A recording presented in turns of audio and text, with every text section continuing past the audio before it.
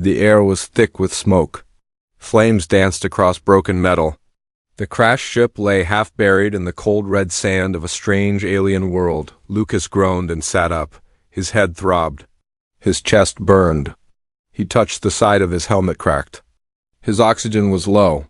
He was lucky to be alive. The last thing he remembered was the enemy laser hitting his ship during patrol. His escape pod had landed hard. Now he was alone on a planet he didn't recognize. Everything was quiet.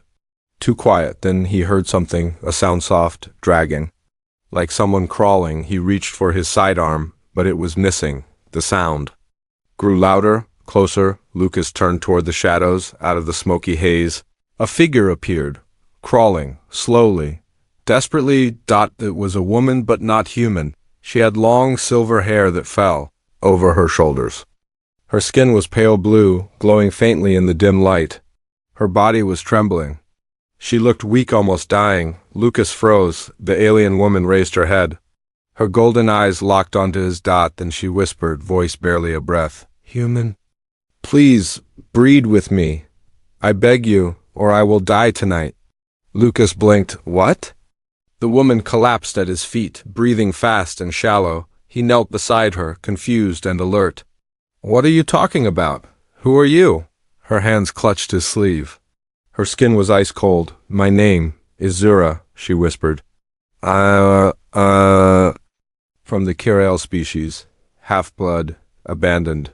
She coughed.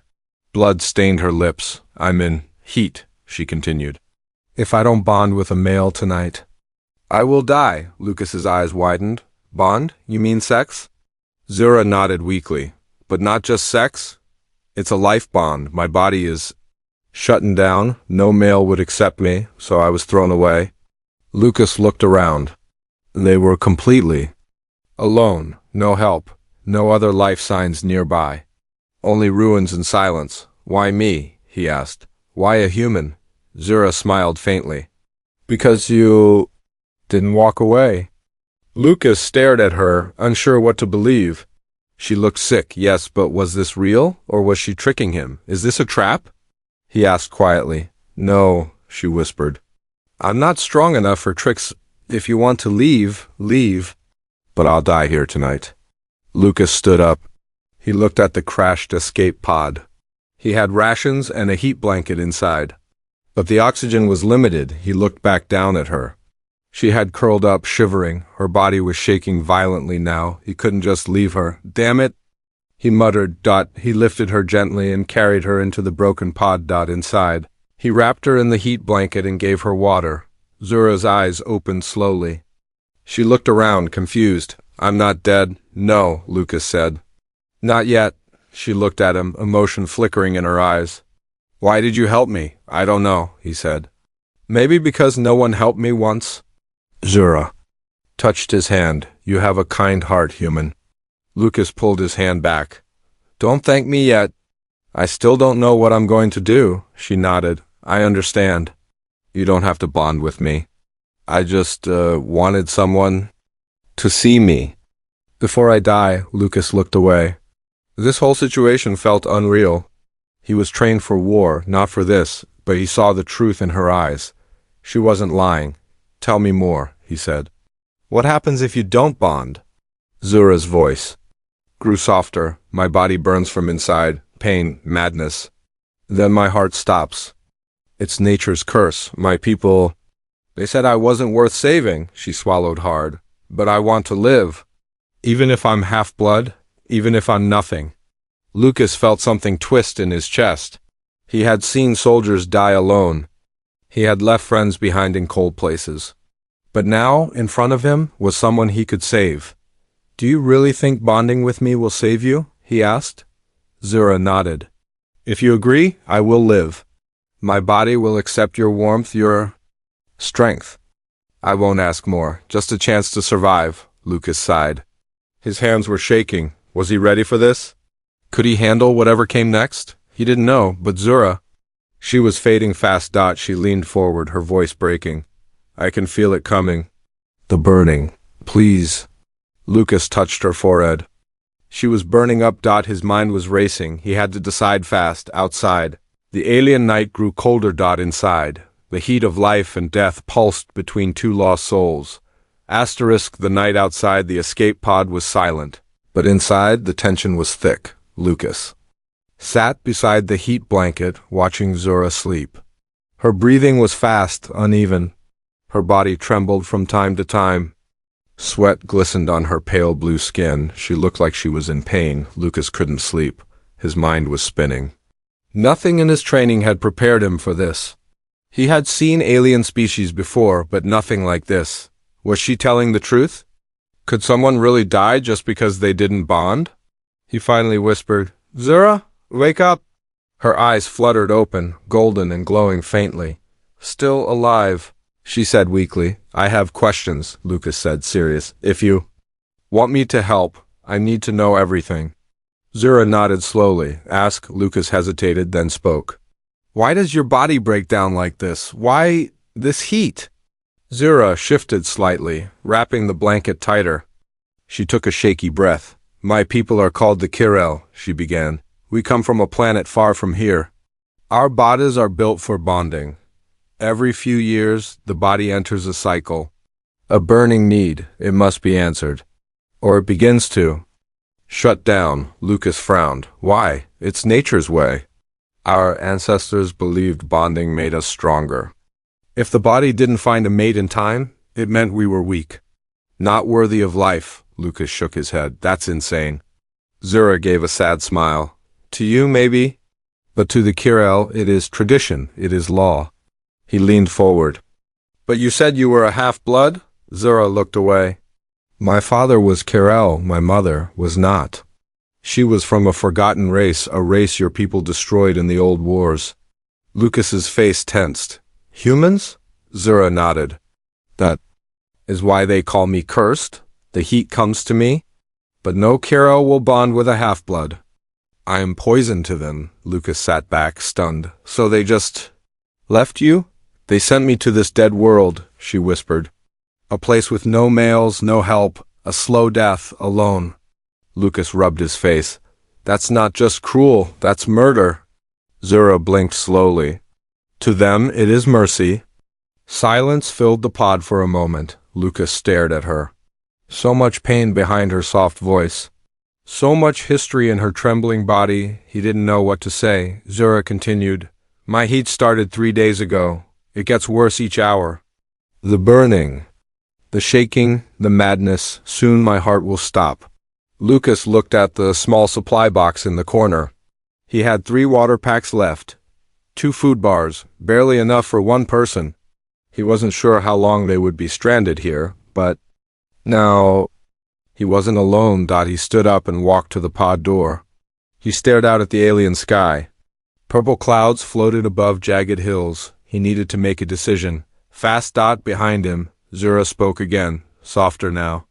"Do you know what the bond truly is?" Lucas turned to her. "You said it's not just sex." She nodded. "It is a connection, physical, yes, but deeper. If it is accepted, it links our bodies for life. You will feel my pain, and I will feel yours. If you die, I will die. If I live, you will always feel me near you." Lucas's throat went dry. "That sounds like a prison." "Only if the bond is forced," Zura said. "But if both hearts accept it, it becomes something beautiful." Lucas didn't speak. Zura's body twitched again. She bit her lip to stop a scream. Her hands clutched the blanket like it was her last lifeline. "I can't stop it much longer," she whispered. "Even if you say no, thank you for letting me feel safe. Just for a little while." Lucas walked over and sat beside her again. He looked into her glowing eyes. "I still don't know if I can do this," he admitted. "I understand," she said.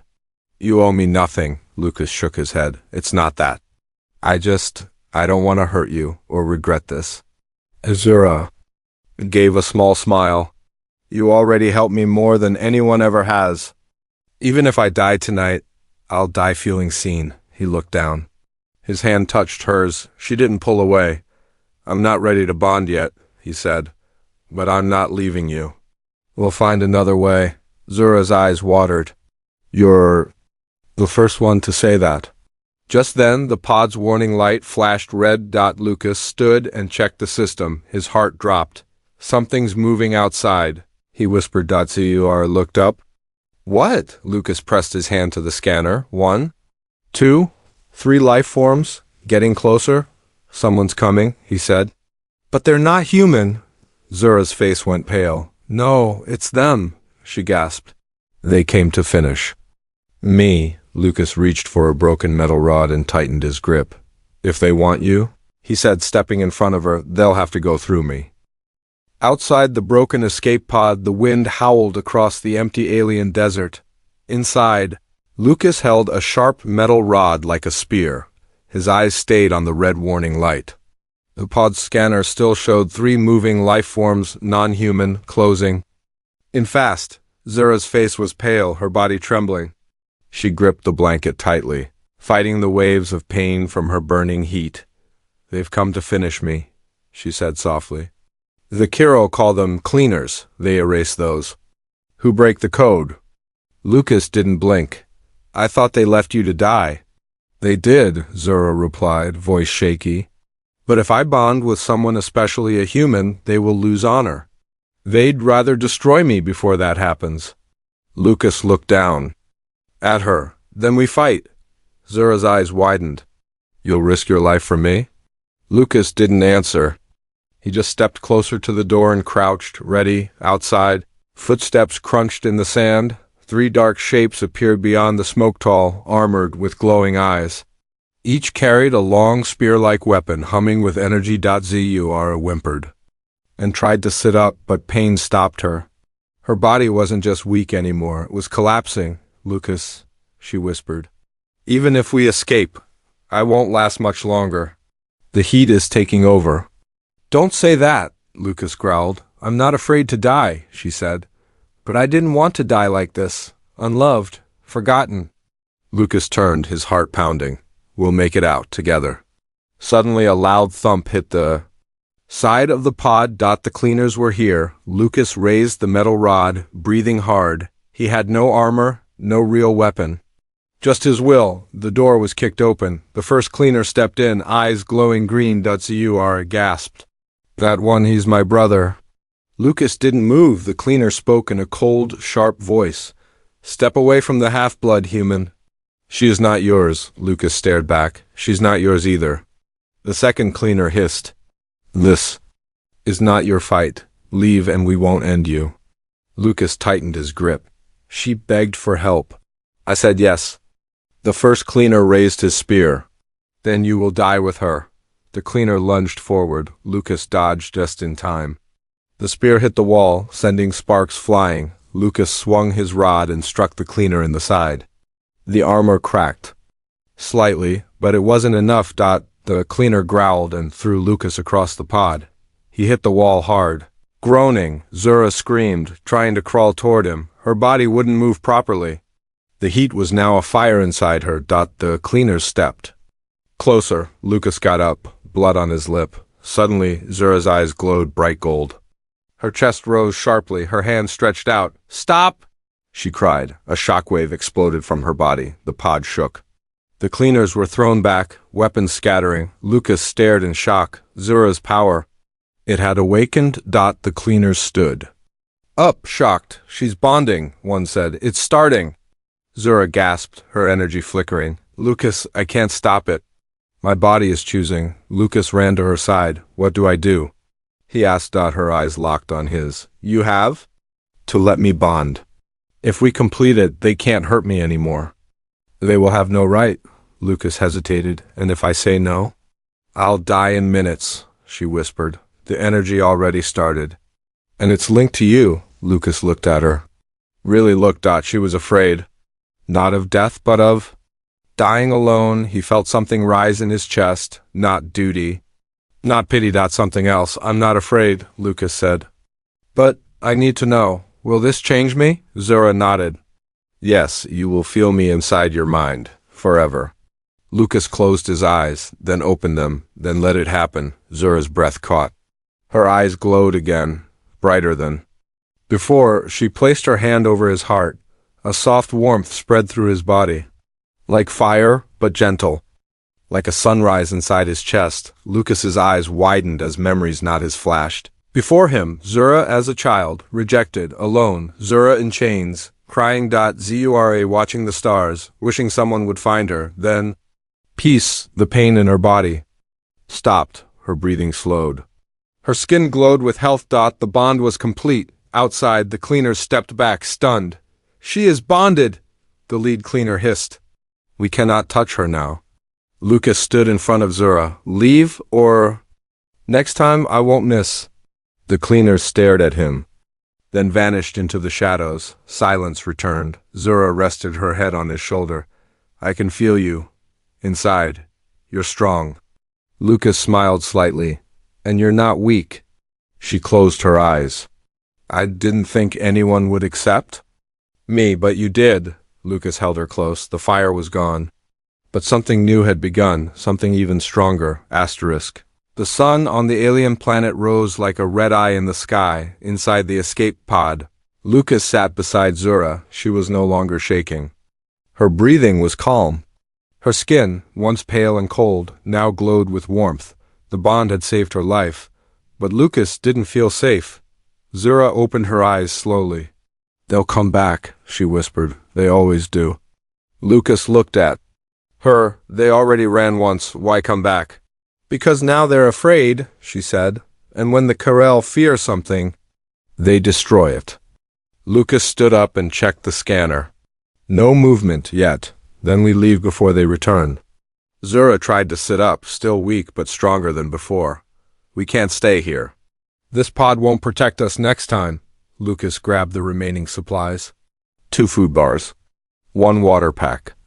1 broken linked. Not enough? We'll move west, he said. Toward the mountains. There may be caves or shelters. Zura nodded. There's an old ruin there. My people once called it the Temple of the Forgotten. Lucas raised an eyebrow. Sounds cozy, she smiled. It's abandoned, sacred. Even the cleaners won't follow us there. Lucas helped her to her feet. Her legs shook at first, but the bond gave her strength. Step by step, they left the broken pod behind and walked into the unknown. The desert was harsh. Red sand stung their skin. The sky darkened with thick purple clouds. Each gust of wind brought a chill that cut through flesh. Zura walked slowly, her hand in Lucas's. Each step reminded her she was still alive. Lucas didn't speak much. His eyes scanned the horizon, watching for movement. After an hour, Zura finally asked, Do you regret it? He looked at her, confused. Regret what? Bonding with me. He stopped walking and looked her in the eyes. If I didn't want it, I wouldn't have done it. Zura's golden eyes softened. Then, thank you, truly. Suddenly, a sharp sound echoed across the hills, a screech, not a bird. Not a machine? Something else? Lucas grabbed Zura's arm and pulled her behind a rock. 3 flying crafts zipped through the air, scanning the desert below. Sleek, black, marked with the Karel symbol. Zura gasped. They sent hunters. Lucas narrowed his eyes. What's the difference? They don't talk, Zura whispered. They don't threaten, they just kill. The crafts hovered, sending beams of light across the sand. They're tracking the bond, she said. They can feel it. True? Me, Lucas checked the sky. Then we move fast. They waited for the ships to pass, then continued toward the mountain ridge. Each step became heavier. The ruin was still far. Zura's body was healing, but she wasn't strong yet. The bond helped, but not enough. Lucas carried her when she stumbled. He didn't complain. She rested her head on his shoulder. You're different from the others. He chuckled. Yeah, I hear that a lot. No, she said. I mean it. You don't look at me like I'm broken. Lucas's face hardened. Because you're not. By evening, the mountains rose before them like sleeping beasts. Sharp rocks. Narrow paths. Dark caves like open mouths. They found shelter in a small cliff cave. Lucas laid Zura down and covered the entrance with rocks. Inside, it was cold and dark but safe. Zura stared at the ceiling. This place, I dreamed of it. A place where no one could hurt me. Lucas gave her water and sat beside her. Then maybe it's not just a dream now. She looked at him. Do you really believe we can survive? Lucas didn't answer right away. Then he said, I believe we have a chance, and that's more than we had yesterday. Zura touched his hand. You're already part of me now. If we die, at least we die together, Lucas smiled sadly. Let's try not to die just yet. Suddenly a loud thud echoed from outside the cave, then another, then... Silence. Lucas jumped up, grabbing his rod. He peeked out. 3 Karel soldiers stood at the edge of the ridge. One of them removed his helmet. Zura gasped. That's the High Seeker, my father's own cousin. Lucas stepped in front of her. The High Seeker spoke with a deep, cold voice. You bonded with a human, a war species. Your kind is lost forever. Zura stood up, her body glowing softly. My kind never accepted me, but this human did. The High Seeker raised his hand. We give you one last chance. Kill the human. Break the bond, return or die here. Zura stepped forward. I choose the bond. The High Seeker's eyes narrowed. Then you are not Kiro, you are nothing. He turned to the soldiers. Burn the mountain. Lucas grabbed Zura's hand. We run now? Behind them, flames roared. The mountain was on fire, but in Zura's eyes, there was no fear, only fury. She turned to Lucas. I'm done running. The fire spread across the mountain like a living beast. Flames climbed the rocks. Smoke poured into the air, black and thick. The cave where Lucas and Zura had taken shelter was now a death trap. Lucas grabbed Zura's hand. We need to move. Now, Zura's eyes glowed as she looked out at the flames. Her heart pounded, not from fear but from something new, anger. I'm tired of running, she said, her voice low. Lucas didn't stop. We fight after we survive. They rushed through a narrow passage that led out the back of the cave. Rocks fell around them. Heat licked their skin. Every breath was harder than the last. Zura stumbled, coughing. Lucas caught her. Almost there. They burst out of the passage into a dry canyon. The fire hadn't reached this side yet, but they weren't alone. 3 Karel soldiers blocked the path ahead. Their black armor gleamed in the firelight. Spears buzzed with deadly energy. Lucas stepped in front of Zura. Stay behind me. But Zura placed a hand on his shoulder. No, not this time. Lucas looked back at her. Her body was glowing brighter than before. The bond had awakened something deeper. The lead soldier raised his weapon. You are not Karel anymore, traitor. Zura stepped forward. I was never yours to command. The soldier sneered. You were born under the code, and thrown away under the same code, she replied. One of the soldiers lunged forward. Lucas moved to block, but Zura moved faster. She raised her hand, and energy burst from her palm, slamming the soldier into a boulder. The impact cracked his armor. He didn't get up. Lucas froze. Zura's hand shook. She stared at what she had done. I didn't mean, she whispered. I just wanted him to stop. The other 2 soldiers hesitated. Zura looked at them, her golden eyes blazing. Stay down, she warned, or I won't stop again. One soldier backed away, eyes wide with fear, but the last one, younger, charged with a scream. He swung his spear and nearly hit Lucas. Zura's breath caught. Everything moved slow. She raised both hands, and this time she didn't hold back. A glowing wave of energy blasted out, lifting the soldier into the air and slamming him down, hard. He didn't move. Silence fell. Lucas stared at her. Zura stood in the middle of the canyon, breathing hard. Her hands lowered slowly. Her body glowed softly, gently. Now, I never wanted to hurt anyone, she said, her voice shaking. But I won't let them take you. Lucas walked toward her. You saved my life. I took theirs, she whispered. I never killed before. You didn't choose this fight? Lucas said.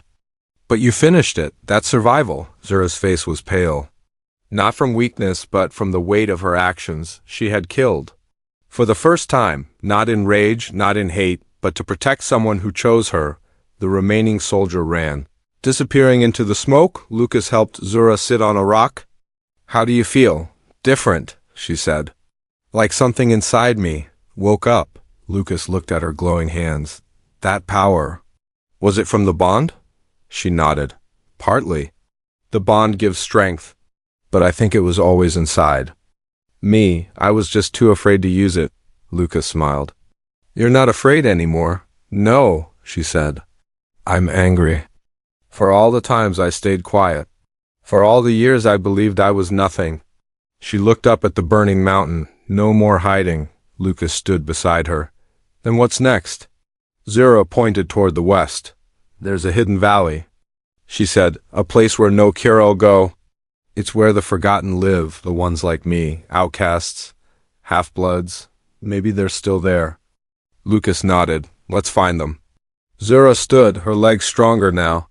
Her eyes steady. Together they walked past the fallen soldiers, past the fire, past the fear. But Lucas noticed something as they left the canyon. Zura's body glowed brighter. With each step, she had changed, and there was no going back. High above, hidden in the clouds, a large Kirel ship hovered in silence. Inside, the High Seeker watched the scene through a glowing screen. He saw Zura kill. He saw the power. He saw the bond growing stronger. She is dangerous now, he said to the shadow. Beside him, the shadow leaned closer. Then we end this quickly. The High Seeker's voice turned cold. Send the enforcer. Back on the ground, Zura suddenly stopped walking. What is it? Lucas asked. She looked toward the sky, her eyes narrowing. Something's coming, she whispered. Lucas frowned. Another patrol? No, she said. Something worse. Asterisk, the sky was quiet, but Zura could feel it, a pressure in the air. A cold weight in her chest. Something was coming. Lucas looked up at the clouds, but saw nothing. What do you feel? He asked. Zura's voice was soft but sure. The enforcer. Lucas frowned. What's that? She turned to him. It's not a soldier, it's a weapon. A living machine created by the Kirel elders. They only send it when they want something erased completely. Lucas stared. You mean, like us? Zura nodded. The bond made me a threat. But now that I've killed, they see me as a disease? Lucas gripped his makeshift weapon. Then we keep moving. Zura looked down the path. If we go to the hidden valley, the enforcer may follow us and destroy everyone there. Lucas paused. Then what's the other option? Zura looked him in the eyes. I stay behind, face it alone. No, Lucas said quickly. We face it together. You don't understand, she whispered. If I die, the bond breaks. You survive, but if you die, I'll follow you. Lucas stepped forward. Then I guess we both stay alive? Zura smiled sadly. It's not always that simple. They continued down the rocky path until they reached a cliffside. Below it, hidden by trees and mist, was a valley of stone huts and glowing blue lights. Zura sighed. It's real. They're still here. Lucas looked down. That's our safe place? Zura nodded. If the enforcer doesn't reach it first. Suddenly, the ground shook. A deep hum rolled through the air like thunder underwater. Lucas looked up. A massive shape was breaking through the clouds. It wasn't a ship. It was a live metal skin. 4 burning eyes, long legs like spider arms, and in its chest symbols that glowed with Kirel markings. Zura's eyes widened. It's here. The enforcer dropped to the land miles away, but it moved faster than anything Lucas had ever seen. They had minutes, maybe less. Lucas turned to Zura. We go to the valley. Tell the others, fight together. Zura didn't move. He grabbed her shoulders. We're not dying out here. She shook her head. You don't get it. The enforcer is bound to me. It won't stop until I'm dead. If I go there, it will kill everyone. Lucas looked into her eyes. And if you face it alone, you die. Zura smiled. That's why I need to choose. Lucas stepped back, heart racing. Zura placed her hand over her chest. When I bonded with you, I gained more than strength. I gained hope, a reason to live. Her voice trembled. But hope is not always enough. Lucas's jaw clenched. You're not making this decision alone. Zura looked at him gently. I'm already yours, Lucas, but if I have to give my life to protect others like me, then maybe I'll die. With purpose, Lucas grabbed her hand. You already have purpose. You're alive. You made me feel alive. Zura blinked away, tears done. The ground shook again. The enforcer was closer now. Its massive feet crushed trees, its eyes burned like stars, and every step brought death with it. Suddenly, a voice echoed in their minds, cold and robotic. Zura of Kiral, surrender or your bonded mate will be erased. Lucas gritted his teeth. It can speak? Zura nodded. It speaks only to those it's marked. She took a deep breath and stepped forward. Lucas held her back. You step forward, you don't come back? Zura looked at him, eyes glowing. I have one last choice to make, she said. Then she did something Lucas didn't expect. She leaned in and kissed him. It wasn't long. It wasn't rushed, but it held everything. Pain, love, fear, fire. When she pulled away, she whispered, "Thank you for seeing me." Lucas's heart pounded. Don't go. But she had already turned. She walked toward the edge of the cliff and stood tall. Facing the enforcer, her glow grew brighter. She raised both arms. Energy swirled around her like a storm. The enforcer stopped. Its body shifted, its chest opened. A blinding red light grew inside. Lucas watched helplessly from behind. Then, Zura screamed. But it wasn't a scream of fear. It was war. Her power exploded forward, a golden beam of light shooting from her body, striking the enforcer straight. In the chest, the blast knocked it back. The earth shook. But the enforcer didn't fall. It growled, body cracking, and fired its own beam. Lucas screamed, "Zura!" The beams collided in midair, gold against red. The wind howled. The sky darkened. Zura's legs trembled. Blood poured from her nose. Her glow flickered. The enforcer pushed harder. Zura cried out again. Her body burned. Then everything went white. Silence. Dust floated in the air. Lucas coughed and opened his eyes. The enforcer was gone, but so was Zura. He dropped to his knees. Zura. Then a soft glow appeared in front of him. Her voice echoed gently. I'm still here. Always. Tears fell from Lucas's eyes. She had made her choice, and now he would live for both of them. The smoke had settled. The wind was quiet. Lucas stood alone at the edge of the cliff, eyes staring at the place where the enforcer had fallen and where Zura had vanished. There was no body, no sound, just a faint glow in the air that slowly faded. Like a dying star, he touched his chest, over his heart. She was gone, but something remained, her warmth. Her voice, her memory. I'm still here, inside you, always. He closed his eyes, and for a moment he felt her again. Not as a ghost, but as a part of him. The bond hadn't broken. It had changed. Zura had sacrificed herself to destroy the enforcer. She had saved him and the valley and everyone who might have died because of her. She chose to live on. Inside him, Lucas wiped his face and stood tall. He had a promise to keep. The journey to the valley was quiet. When Lucas arrived, the forgotten were waiting, tall and short, young and old, all with different marks and colors. None of them looked the same, but all of them shared one thing. They didn't belong anywhere else. Outcasts. Just like Zura. A young half-Kiral girl stepped forward. Her eyes were wide with wonder. Are you the human bonded to the fire girl? She asked softly. Lucas nodded. She protected us, the girl said. She was like a story, a hero. Lucas knelt beside her. She wasn't just a hero, he said. She was someone who wanted to live, who loved, who fought for others even when no one fought for her. The girl smiled. An older man stepped forward, one eye missing, skin marked with deep scars. His voice was rough. You can stay here, he said. If you want, you're one of us now. Lucas looked out over the valley. It wasn't much stone huts, simple farms, quiet paths, but it was safe, and maybe it could be home. I'll stay, Lucas said. But I'm not here to hide. I'm here to help, the man nodded. Then you're truly one of us. Weeks passed. Lucas built a shelter near the edge of the valley. He taught the young how to defend themselves, how to fight if needed, but more importantly, how to believe in themselves. The people here had been forgotten, like Zura. Now Lucas made sure they were seen. He planted food, helped fix roofs, patrolled the edge of the cliffs. Every night he looked up at the stars, and every night he spoke to her. Still watching, Zura? The wind always whispered softly through the trees, as if answering, yes. Sometimes he would dream, he would see her there, smiling, strong, free. He would feel her hand in his. Warm and glowing in those dreams, she didn't cry or beg, she walked beside him. Equal, whole and when he woke up, he carried that feeling into the day. One morning, the sky was clear. Lucas stood at the cliff where it all ended. He placed a small stone on the ground, flat and round, with Zura's name carved in it. Below it, he added another word, free. He stood in silence, breathing in the cool air. Then he spoke. You gave your life to protect mine. And now I give my life to protect what you believed in. Behind him, footsteps approached. The little girl from before her name was.